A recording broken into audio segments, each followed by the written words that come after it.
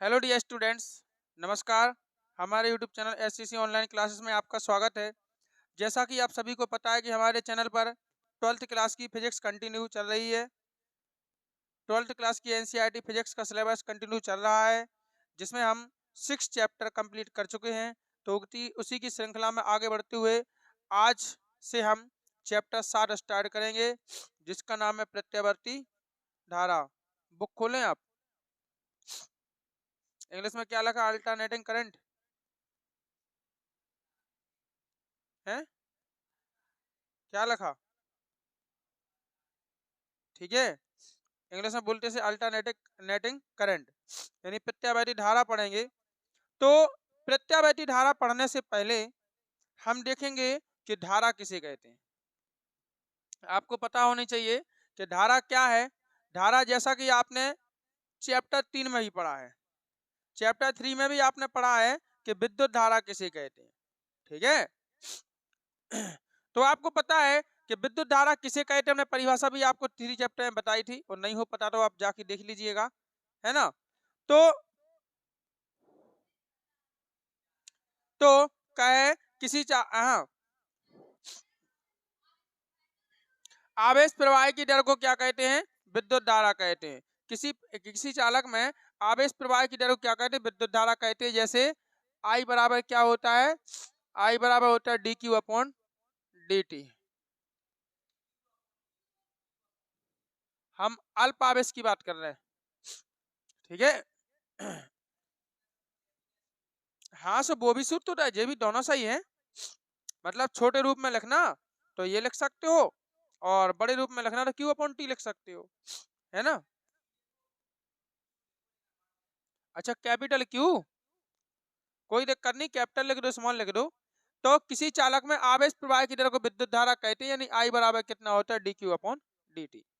ये आपने पढ़ा होगा। तो इसी को अब आगे बढ़ाया गया है कि जब तो हमने केवल इतना पढ़ा था कि विद्युत धारा है क्या, इलेक्ट्रिक करंट कैसे बहता है ना, इन सब के बारे में चर्चा किया था। क्या उसके उपकरण होते हैं, कैसे वो चलते हैं, कैसे कार्य करते हैं, इन सब के बारे में पढ़ा था। अब हम धारा को थोड़ा आगे बढ़ाएंगे चैप्टर 7 के माध्यम से। तो धारा जो होती है वो 2 प्रकार की होती है। धारा कितने प्रकार की होती है?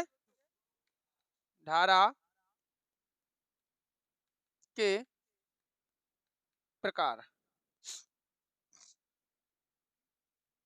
तो धारा कितने प्रकार की होती है? 2 प्रकार की। नंबर 1, पहली तो होती है अपनी डिस्ट धारा। पहले क्या होती है? डिस्ट धारा। ठीक है।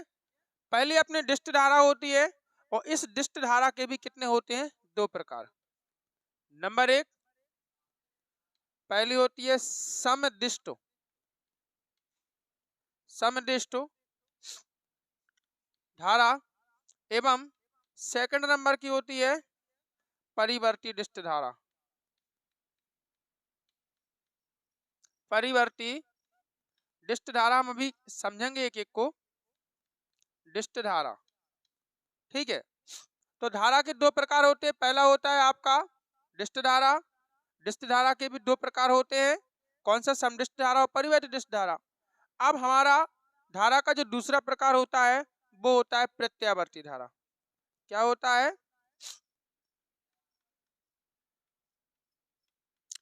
प्रत्यावर्ती धारा। ठीक है। जिसे क्या बोलते हैं हम? एसी। क्या बोलते हैं? एसी। एसी इसका सिंबल होता है, ऊपर का सिंबल होता है डीसी। अब कहाँ लिख दें? चलो यहाँ लिखे दे रहे हैं ना, ये डीसी होता है। डीसी इसलिए होता है कि उसका नाम होता है डायरेक्ट करंट। क्या होता है? Direct current. इसका होता है अल्टरनेटिंग करंट। इस प्रकार से, तो अगर आपसे पूछा जाए कि विद्युत धारा किसे कहते हैं तथा यह कितने प्रकार की होती है, तो किसी चालक में आवेश प्रवाह की दर को हम विद्युत धारा कहते हैं। विद्युत धारा 2 प्रकार की होती है। नंबर 1 डिस्ट धारा, नंबर 2 प्रत्यावर्ती धारा। अगर आपसे कोई पूछे कि डिस्ट धारा क्या है,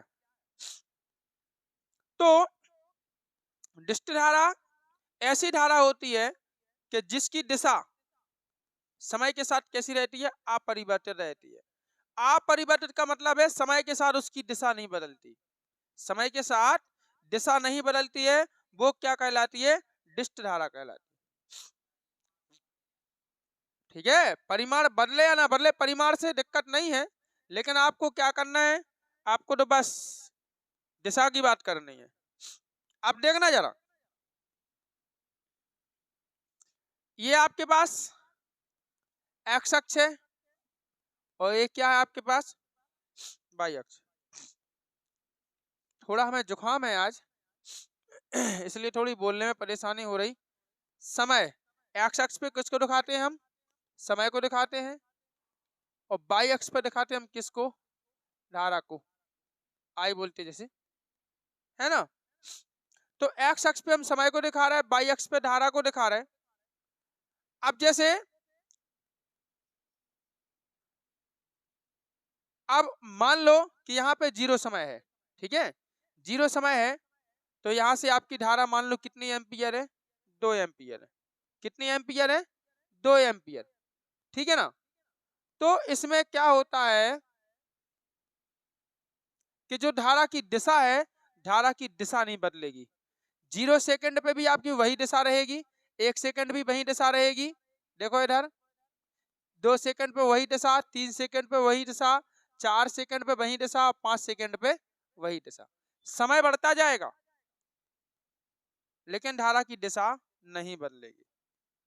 ठीक है, समय के साथ समडिष्ट धारा का मतलब होता है कि समय के साथ, वो सॉरी डिष्ट धारा का मतलब होता है कि समय के साथ उसकी दिशा में कोई परिवर्तन नहीं होता, यानी दिशा कैसी रहती है? अपरिवर्तित रहती है, नहीं बदलती है। परिमाण बदले अन्यथा ना बदले। समझ में आ रही? ठीक है ना। अब हमें ये बताइए कि जब दिशा ही नहीं बदलेगी तो परिमाण कैसे बदलेगा? मेन बात ये भी तो है कि जब किसी की दिशा ना बदले तो परिमाण कैसे बदल जाएगा? अगर दिशा चेंज होती तो परिमाण भी ऊपर नीचे होता, होता कि नहीं होता? जैसे अभी आप प्रत्यावर्ती धारा में देख लेना, बताएंगे आपको। ठीक है, तो डिष्ट धारा में क्या होता है कि उसकी दिशा कैसी रहती है? अपरिवर्तित रहती है, दिशा नहीं बदलती है। ठीक है, परिमाण बदले या ना बदले तो ये तो लिखा जाता है लेकिन परिमाण भी नहीं बदलता है। तो इस प्रकार की धारा क्या कहलाती है? आपकी डिष्ट धारा कहलाती है। हम आपको ग्राफ के माध्यम से दिखा सकते हैं, बाकी ये काल्पनिक है। धारा को प्रत्यक्ष रूप में कौन देख सकता है? बताओ। धारा तो क्या है? इलेक्ट्रॉनों का कंपन है। धारा को थोड़ी कोई प्रत्यक्ष रूप में देख सकता, इसको तो बस अपन कल्पना कर सकते हैं, ग्राफ के माध्यम से दिखा सकते हैं। तो जो डिष्ट धारा होती है ये कौन सा करंट होता है? जैसे सेल से प्रवाहित है या बैटरी से प्रवाहित है, ठीक है ना। तो ये सेल या बैटरी से जो हम धारा लेते हैं वही क्या है? आपकी डिष्ट धारा। इसका मान प्रत्यावर्ती धारा की तुलना में बहुत कम होता है। प्रत्यावर्ती धारा की तुलना में इसका मान क्या होता है? बहुत कम होता है। हाँ जी, परिमाण का मतलब होता है उसकी माप। 2 एम्पियर, 3 एम्पियर, 4 एम्पियर कितनी धारा है उसकी माप ही तो परिमाण है। सदिश सदिश राशि नहीं पढ़ी आपने? वही है सब है। अब हमने सेल और बैटरी क्यों कहा? क्योंकि एक सेल से धारा लो तो अभी डायरेक्ट करंट कहलाएगा, और 2 या 2 से ज्यादा सेल जोड़ दो तो क्या बन जाती है? बैटरी। तो बैटरी से यदि आप धारा लोगे या बहुत सारे सेल जोड़ के आप धारा लोगे बैटरी से, तो क्या वो प्रत्यावर्ती धारा बन जाएगी? क्या उसमें पावर आ जाएगा? क्या उसका तो मान पावर जितना होता है वो उतना ही होता है, उसका मान ज्यादा मतलब प्रत्यावर्ती धारा से ज्यादा कम होती, वो उसमें ज्यादा शक्तिशाली नहीं होता करंट। तभी तुमने देखा होगा कि जब हम सेल या बैटरी के धारा से यदि हम बल्ब जला रहे हैं तो बल्ब तो जल जाता है, लेकिन हम जब उसको छूते हैं तो हमें करंट नहीं लगता है। कि लगता है? हैं? सेल से बहने वाली धारा में यदि उसके तार को तुम छू लोगे तो करंट लगेगा? नहीं लगेगा। अगर होगा तो मामूली सी झंझनाहट होगी थोड़ी मोड़ी, बाकी कुछ नहीं होगा। और प्रत्यावर्ती धारा जो हमारे घरों में धारा आ रही, उसको आप छू के देखो एक बार, कितना मजा आएगा। ठीक है, वही है प्रत्यावर्ती धारा। प्रत्यावर्ती धारा बहुत खतरनाक होती है जबकि डिष्ट धारा नहीं होती है। तो बात ये समझ में आ गई। अब हम डिष्ट धारा के प्रकार की बात करें, इसको डीसी से दर्शाते हैं। डिष्ट धारा को क्या बोलते हैं? डीसी बोलते हैं। डिष्ट धारा जो होती है वो 2 प्रकार की होती है, एक समडिष्ट धारा, दूसरी होती है परिवर्ती धारा। अब देखना जरा, समदिष्ट धारा, अब ऐसा आप लॉजिक लगा लो कि सम माने समान और डिष्ट माने दिशा, जिसकी दिशा समान हो वही क्या है, समदिष्ट धारा। डिष्ट को आप दिशा से अंदाज लगा लो और सम को समान से, सम माने समान तो होता ही है, डिष्ट माने दिशा बोल दो, ठीक है ना। तो जिसकी दिशा समान हो वही क्या है, आपकी समदिष्ट धारा। दूसरी है हमारी क्या, परिवर्ती डिष्ट धारा। डिष्ट का मतलब दिशा, परिवर्ती का मतलब बदलना, जिसकी समय के साथ दिशा बदल जाए, जिस धारा की समय के साथ दिशा बदलती रहती है वही क्या कहलाती है, समदिष्ट धारा, परिवर्ती डिष्ट धारा कहलाती है। जैसे अब आपका ये देख लो, ये एक प्रकार से समदिष्ट धारा ही है, ये क्या है, एक प्रकार से समदिष्ट धारा है, क्योंकि आप दिशा देखो सेम है, एक ही दिशा है, बदल तो नहीं रही ना, दिशा नहीं बदल रही है, इसलिए क्या कहलाएगी, आपकी समदिष्ट धारा। ठीक है। आप परिवर्ती धारा की बात करें तो जैसे ये मान लो आपका एक्स अक्ष है और ये क्या है, वाई अक्ष। यहाँ समय है, इस पे हम दिखाएं, अगर मान लो यहाँ हम धारा को दिखा रहा है, ठीक है ना, यहाँ पे क्या दिखा रहा है, धारा को, तो जो धारा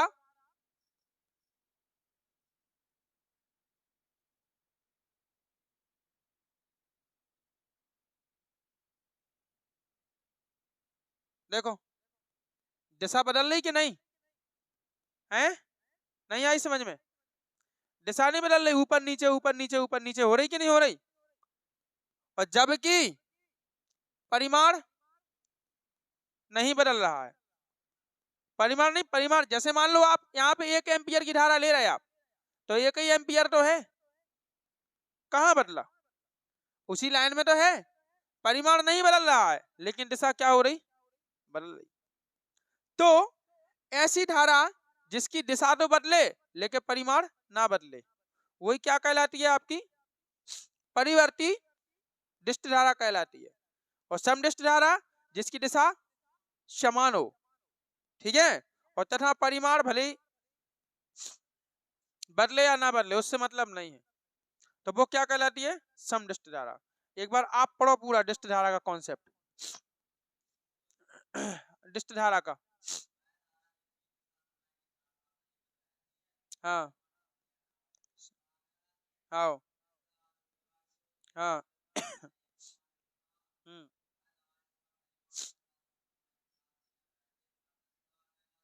अच्छा, परिमाण और दिशा दोनों समय के साथ क्या रहते हैं, नियत रहते हैं। देखो इसमें वैसे परिमाण भी नियत है, 1 एम्पियर है तो 1 ही एम्पियर तो है, ऊपर नीचे थोड़ी भाई, लेकिन दिशा भी क्या है, नियत है, दिशा भी नहीं बदल रही, इसलिए उसका नाम क्या है, समदिष्ट धारा। अब बोलो परिवर्ती डिष्ट धारा,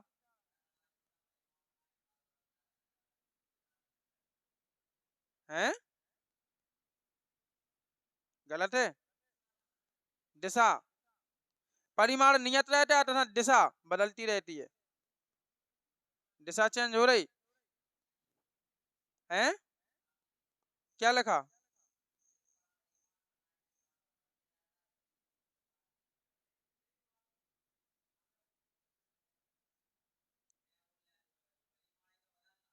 आपने काय में से बोली अभी, दोनों में एक ही है, हाँ तो दिशा तो नियत है, तो हम उल्टा बोल गए होंगे, हम उल्टा बोल रहे हैं, हाँ दिशा तो यही है, सॉरी, हाँ दिशा यही है लेकिन परिमाण समय के साथ बदल रहा हो, परिमाण देखो ऊपर नीचे हो रहा हो ना, ऊपर जा रही फिर नीचे आ रही, फिर ऊपर जा रही फिर नीचे आ रही, फिर ऊपर जा रही फिर नीचे आ रही, दिशा एक ही है लेकिन परिमाण क्या हो रहा है, इसका बदल रहा है समय के साथ, हम उल्टा बोल रहे थे जब हम हो सकता को प्रत्यावर्ती धारा वाला बोलने लगी हो मैं, परिमाण यह ऊपर नीचे हो रही तो ऊपर थोड़ा 1 पॉइंट कुछ और होगा, वो मेरा समान है, परिमाण व दिशा दो ही समान है, नहीं बदल रहा है ना समय के साथ, परिमाण व दिशा दोनों समान है। समदिष्ट धारा मतलब वह प्रत्यावर्ती धारा, वह धारा जिसका परिमाण और दिशा समय के साथ क्या रहे, समान रहे या ना बदले, वो समदिष्ट धारा। और ऐसी धारा जिसका परिमाण तो बदलता रहे लेकिन दिशा क्या रहे, समान रहे, परिमाण समय के साथ बदलता रहे, दिशा क्या रहे, समान रहे, उसे हम क्या कहते हैं, समदिष्ट धारा, वो परिवर्ती डिष्ट धारा कहते हैं। ठीक है, इनमें कंफ्यूज हो जाते हैं ना, हमें ये पढ़ाना भी प्रत्यावर्ती धारा, इसके तो हम उल्टा बोलने लगे होंगे इसके चक्कर में, ठीक है। अब प्रत्यावर्ती धारा किसे कहते हैं, अब आगे बात प्रत्यावर्ती धारा की, ठीक है ना। तो ये डिस्क धारा समझ में आ गई ना तुम्हें। डिस्क धारा के बारे में इतनी पढ़ने जाना, कछु नहीं पढ़ने, मात्र परिभाषा बस याद करना, कुछ नहीं पढ़ना है। जो भी पढ़ना है इस चैप्टर में पूरा पढ़ना है प्रत्यावर्ती धारा के बारे में, ठीक है। तो अब आ जाओ, हमारा मेन पॉइंट क्या है, प्रत्यावर्ती धारा। बोलो प्रत्यावर्ती धारा।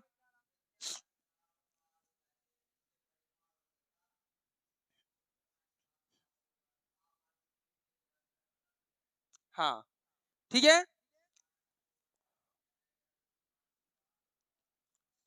मतलब प्रत्यावर्ती धारा जो होती है वह धारा होती है जो समय के साथ उनके परिमाण और दिशा आवर्ती रूप से क्या होते हैं, बदलते रहते हैं। आवर्ती रूप का मतलब क्या होता है, देखो अब ये आपके पास एक्स अक्ष है और ये क्या है, वाई अक्ष है। अब हम किसकी बात कर रहे हैं, प्रत्यावर्ती धारा की।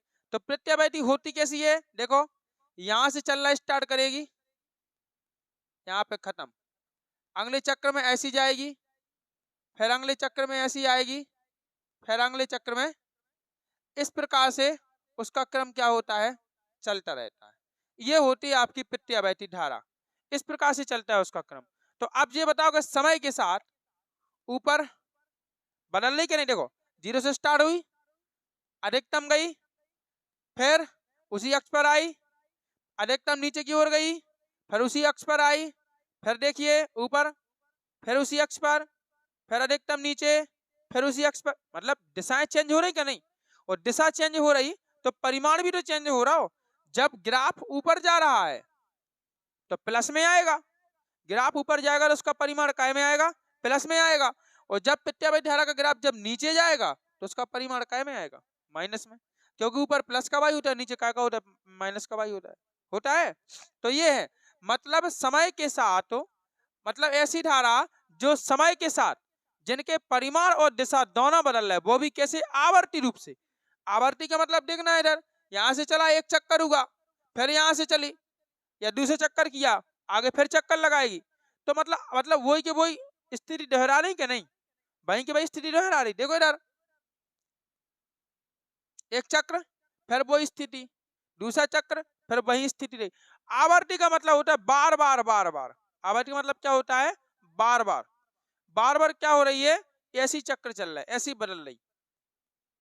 इसी प्रकार से ग्राफ बढ़ रहा है, घट रहा है, बढ़ रहा है, घट रहा है बार बार, तो उसको हम क्या बोलते हैं, आवर्ती।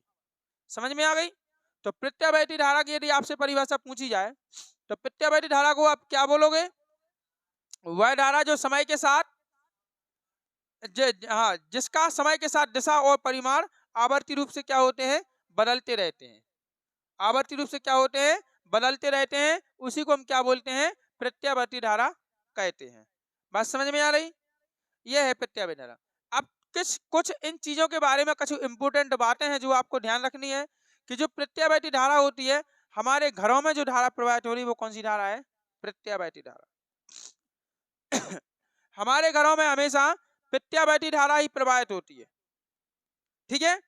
अब देखिएगा, जैसे मान लो कि अपन ने जीरो से चलना स्टार्ट किया, कहां से, जीरो से, अधिकतम मान यहाँ है, अधिकतम मान कितना है, यहाँ है, ठीक है ना। तो ये अधिकतम मान जितना यहाँ पे आएगा ये धारा का शिखर मान कहलाएगा। क्या कहलाएगा, यह धारा का शिखर मान कहलाएगा। मतलब इसको हम क्या बोलते हैं, इसको बोलते हैं धारा का शिखर मान, शिखर मान। और जो किसके बराबर होता है, आई जीरो के बराबर। किसके बराबर होता है, आई जीरो के बराबर, ठीक है ना। इसको आई जीरो बोलते हैं, शिखर मान है ये। यहां से यहां तक के एंगल की बात करें तो कितने एंगल का है, 90 डिग्री, 90 डिग्री तक ग्राफ आ गया। यहाँ पे एंगल बनेगा 90 का, ध्यान रखना है आपको, कितने का एंगल बनेगा, 90 का। फिर यहां से हम चलेंगे, यहाँ पे आएंगे तो यहाँ पे जो एंगल बनेगा इतना पूरा, ये क्या हो जाएगा आपका 180 डिग्री। कितना हो जाएगा, 180 डिग्री। देखो इधर जीरो से चलना स्टार्ट किया, जीरो से 90 और 90 से क्या आ गई 180 डिग्री। तो यहां तक जो उसने चक्कर लगाया ये उसका अर्ध चक्र कहलाता है। क्या कहलाता है, अर्ध चक्र। यहाँ पे 0 से चलना स्टार्ट किया, 180 पे आई, तो यहाँ पे इतना जो ऊपर वाला चक्र आपको दिख रहा है ना, ये अर्ध चक्र कहलाता है। क्या कहलाता है? अर्ध चक्र। तो अर्ध चक्र में धारा का जो शिखर मान होता है वो प्लस में होता है। अर्ध चक्र में धारा का जो शिखर मान होता है वो काय में होता है? प्लस में। अब आगे देखिए, 180 से फिर यहाँ पे चलेगी तो फिर आपको एक शिखर मान मिलेगा लास्ट। ये शिखर मान है नीचे की तरफ, ये भी धारा का शिखर मान है, लेकिन इसको हम क्या बोलेंगे? Minus I0। क्या बोलेंगे? माइनस का I0 बोलेंगे। ये भी शिखर मान है, उसका आयाम क्या है? ये आयाम है। अब देखो इधर, इधर फिर 90 का एंगल बनेगा, बनेगा कि नहीं? अब आप बताओ कि 0 से चली 90, 90 से कितना चला उसने? 180 तक, क्योंकि देखो 90 यहाँ और 90 यहाँ, 180 हो गए। अब 180 के बाद फिर यहाँ पे 90 का कोण बना दो, फिर वो 90 डिग्री चली, तो 180 और 90 जोड़ो, कितना हुआ? 270। यानी यहाँ पे जो एंगल का मान रहेगा वो कितना रहेगा? 270 डिग्री। और फिर वो 90, फिर 90 तक चली, तो यहाँ पे जो एंगल का मान है वो हो जाएगा आपका 360 डिग्री। कितना हो जाएगा? 360 डिग्री। और अगर प्रत्यावर्ती धारा अगर 360 डिग्री घूम जाए, कितना घूम जाए?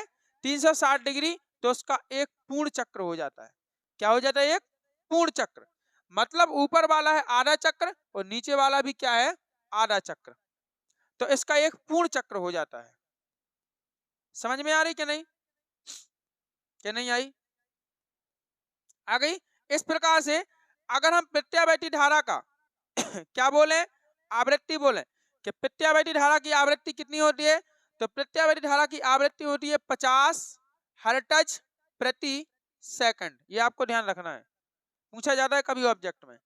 प्रत्यावर्ती धारा की जो आवृत्ति होती है वो 50 हर्ट्ज प्रति सेकंड, ये पूर्ण चक्र वाली है।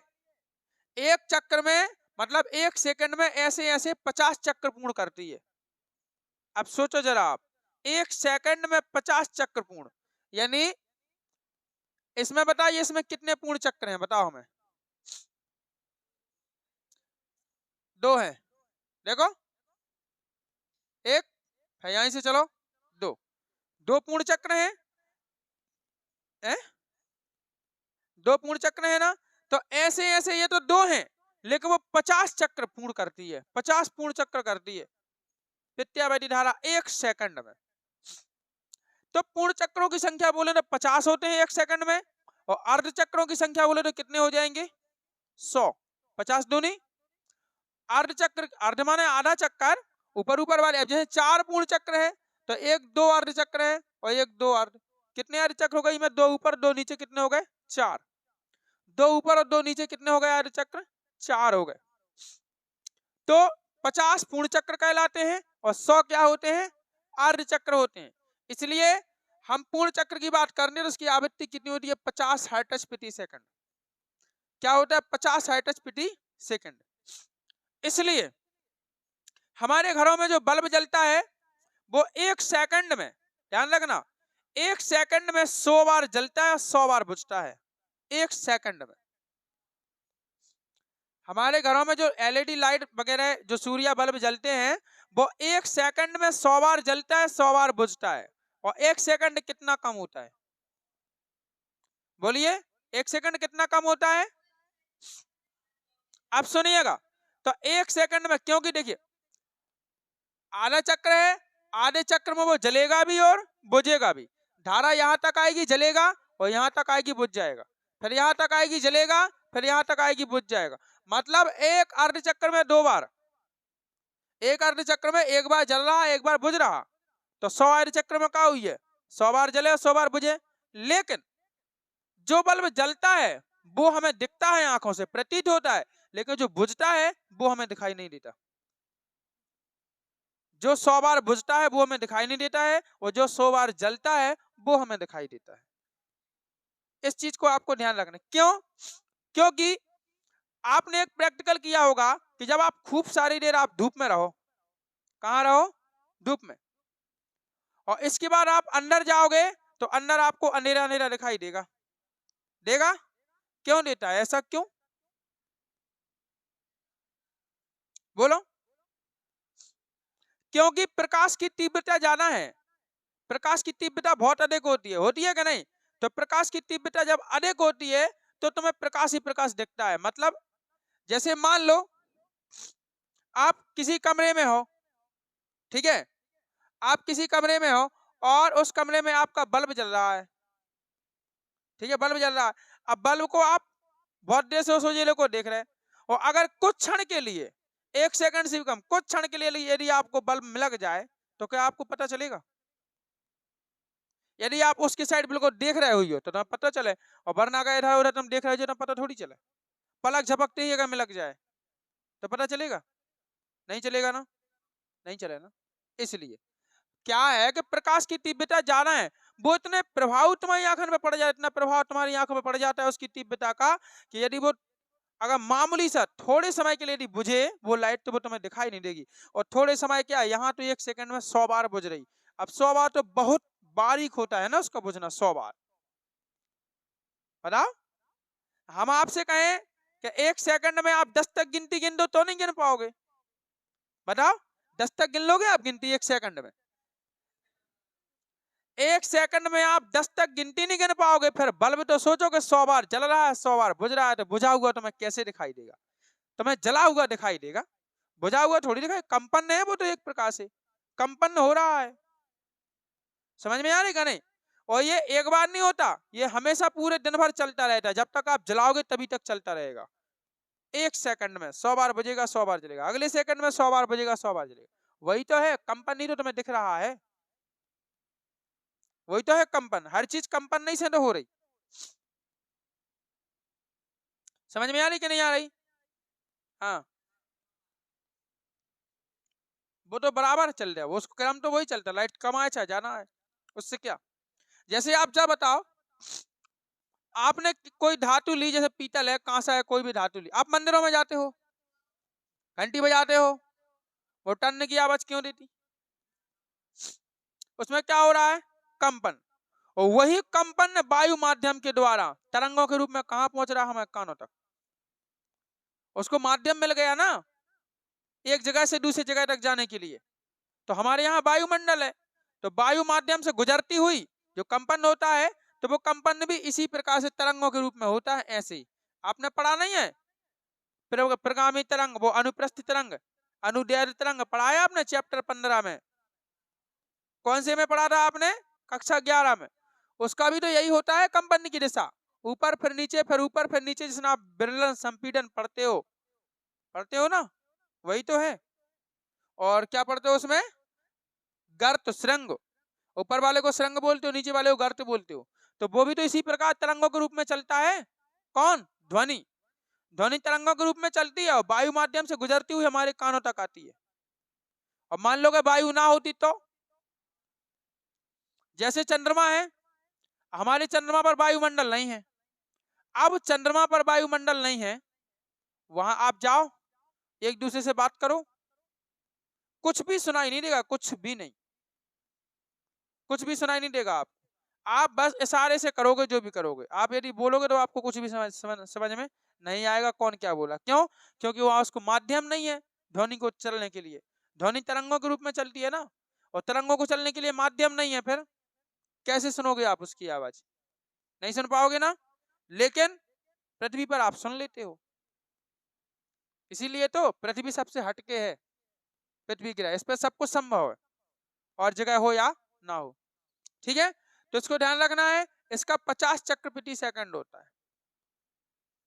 कौन सा हमने आपको बता ही दिए। जीरो चलना स्टार्ट करती है, यहाँ जाती है 90 डिग्री हो जाता है, यहाँ 180 डिग्री, यहाँ 270 डिग्री, और यहाँ पे हो जाता है 360 डिग्री।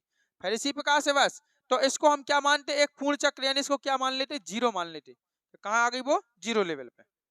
फिर जीरो से फिर स्टार्ट करेगी, तो फिर जीरो से 90, फिर 180, फिर 270, और फिर से एक चक्र हो गया, खत्म कहानी। समझ रहे हैं ना? फिर अपन जीरो से तो मापते हैं कोई चीज को, उसकी लिमिट है 360 तक। एक चक्र में 360 डिग्री का कोण पूरा हो जाता है उसका, खत्म। समझ में आ रही? तो इस प्रकार से आपको प्रत्यावर्ती धारा की परिभाषा समझना है। आपको इसका जो आवृत्ति है वो भी याद रखना है, जी आपको पता होना चाहिए शिखर मान क्या होता है इसका। ठीक है, ऊपर शिखर मान क्या होगा? प्लस का होगा, और यहाँ पे नीचे क्या होगा? माइनस का होगा। और क्या है इसमें, हाँ इसमें हम कुछ और परिभाषाएं देख रहे हैं, जैसे आवर्तकाल है, आवृत्ति है। तो ये भी आपको पता होना चाहिए कि अगर कोई प्रत्यावर्ती धारा है, अब जिसको एक चक्र पूरा करना है, कितना चक्र पूरा करना है, एक चक्र, यानी यहां से लेके कहां तक, यहां तक नहीं, सॉरी यहां से लेके यहां तक, इतना, अब इतना में एक चक्र हुआ, तो इतना एक चक्र पूर्ण करने में इसने कितना समय लिया, उसी समय को हम क्या कहेंगे, आवर्तकाल। अब जैसे हमने क्या बोला, यहाँ 50 हर्ट्ज प्रति सेकंड, 50 हर्ट्ज प्रति सेकंड, यहाँ तो वो एक सेकंड में 50 चक्कर पूरे करती है, एक सेकंड में कितने चक्कर पूरे करती है, 50 चक्कर पूर्ण करती है एक सेकंड में। लेकिन हमने यहाँ पे क्या बोला कि एक पूर्ण चक्कर लगाने में, प्रत्यावर्ती धारा को एक पूर्ण चक्र करने में कितना समय लगता है, उसी को हम क्या बोलेंगे, उसका आवर्तकाल बोलेंगे। आवर्तकाल को टी से प्रदर्शित करते हैं, कैसे करते हैं, टी से, ध्यान रखना है इसको है, टी से प्रदर्शित करते हैं। ठीक है, इतनी बात समझ में आ गई आपको। अब इसके बाद इसकी अगर आवृत्ति की बात करें कि आवृत्ति क्या है, ठीक है ना, तो आवृत्ति की बात करें तो कोई प्रत्यावर्ती धारा एक सेकंड में जितने चक्र पूर्ण करती है, एक सेकंड में कितने चक्र, जैसे हमने बोला एक सेकंड में 50 चक्र पूर्ण कर रही, तो आवृत्ति कितनी होगी, 50। तो वही तो है परिभाषा कि कोई प्रत्यावर्ती जो धारा है वो एक सेकंड में जितने चक्र पूर्ण करेगी, उसी को, उन्हीं चक्रों की संख्या को हम क्या कहेंगे, उसकी आवृत्ति कहेंगे। इसे हम न्यू से प्रदर्शित करते हैं, कैसे करते हैं, न्यू से। और न्यू बराबर सूत्र आपको आता ही होगा, न्यू बराबर क्या होता है, 1/t, 1 आवर्तकाल नहीं, 1/t, ध्यान रहेगा, तो आपको याद रखना है इस चीज को, ठीक है। अच्छा, और क्या ध्यान रखना है यहाँ पे,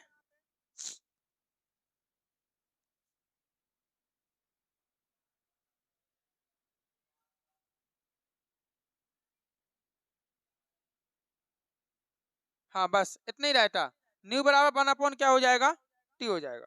मात्रक सेकंड है, और आवृत्ति का क्या होता है, सेकंड इनवर्स, या हर्ट्ज बोल दो, क्या बोल दो, हर्ट्ज, है ना, ये ध्यान रखना है। अच्छा, एक चीज और आपको याद रखना है कि प्रत्यावर्ती धारा का समीकरण क्या होता है, देखिएगा, एसी धारा का समीकरण, प्रत्यावर्ती धारा का जो समीकरण होता है वो होता है आपका I बराबर I0 sine omega T, I बराबर I0 साइन ओमेगा टी। अगर प्रत्यावर्ती विद्युत वाहक बल की बात करें तो विद्युत वाहक बल होता है एप्सिलॉन बराबर, ये बनता है एप्सिलॉन 0 और साइन ओमेगा कितना हो जाएगा, टी। और इसी प्रकार से अगर इसकी वोल्टता की बात करें, प्रत्यावर्ती वोल्टता का समीकरण क्या होगा, तो V0 और साइन ओमेगा कितना होता है, टी। आपको ध्यान रखना है, जहां I0 क्या है, धारा का शिखर मान, एप्सिलॉन 0 क्या है, विद्युत वाहक बल का शिखर मान, क्योंकि, और वोल्टता का V0 क्या है, वोल्टता का शिखर मान। मतलब जिस प्रकार से धारा चल रही ऐसे ही वोल्टता चलती है, और ऐसे ही आपका विद्युत वाहक बल चलता है, सेम ऐसा ही, ये कोई अलग से नहीं होते हैं, समझ रहे। जैसे आपको विद्युत वाहक बल यहाँ पे दर्शाना है, कैसे दर्शाओगे आप, यहाँ से चलोगे ऐसे, ठीक है, ऐसे चलोगे इस प्रकार से,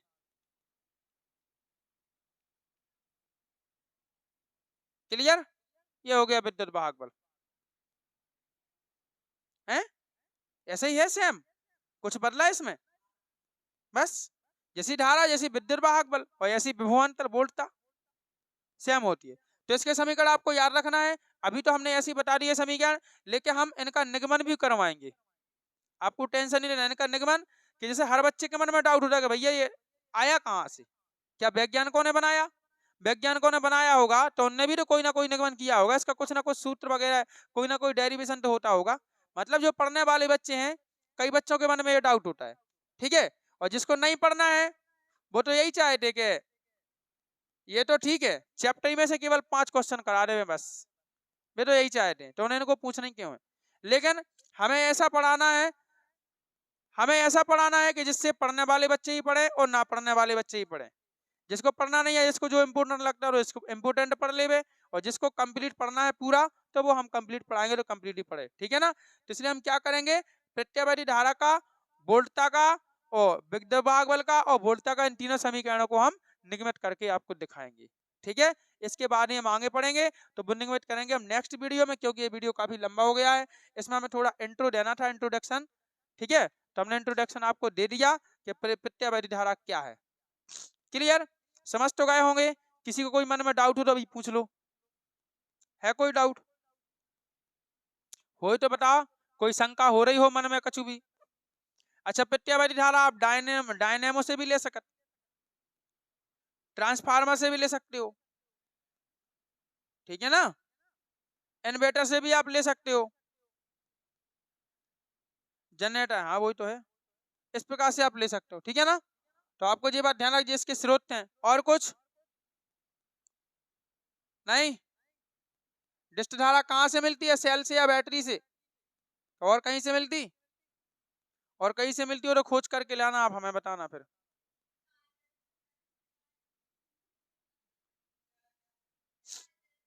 हाँ मिलती है ना, मिलती है, हाँ। चार्जर, वो उसमें एक वो लगा रहे थे बदलने वाला उपकरण, वो प्रत्यावर्ती धारा को डिस्ट धारा में कन्वर्ट कर दे वो, समझ गए, उसमें वो लगा रहा था, ट्रांसफार्मर बोलते उसे। और कुछ है, ठीक है। तो इस प्रकार से बेटा हमारा ये कॉन्सेप्ट कंप्लीट हुआ। अब नेक्स्ट वीडियो में तीनों समीकरण का निगमन करेंगे। यदि आपको वीडियो पसंद आया तो वीडियो को लाइक करें, शेयर करो, कमेंट करके जरूर बताएं, और हमारे चैनल को सब्सक्राइब करें, क्योंकि आपका एक सब्सक्राइब हमारे लिए इतना महत्वपूर्ण है कि हम अपने मुख से बयां भी नहीं कर सकते हैं। इसलिए हमारा आपसे निवेदन है कि हमारे चैनल को अधिक से अधिक सब्सक्राइब करें, और बच्चों को भी प्रेरित करें कि भैया इस चैनल के माध्यम से पढ़ाई करो, अपने बुंदेलखंड के सर पढ़ा रहे हैं, है ना।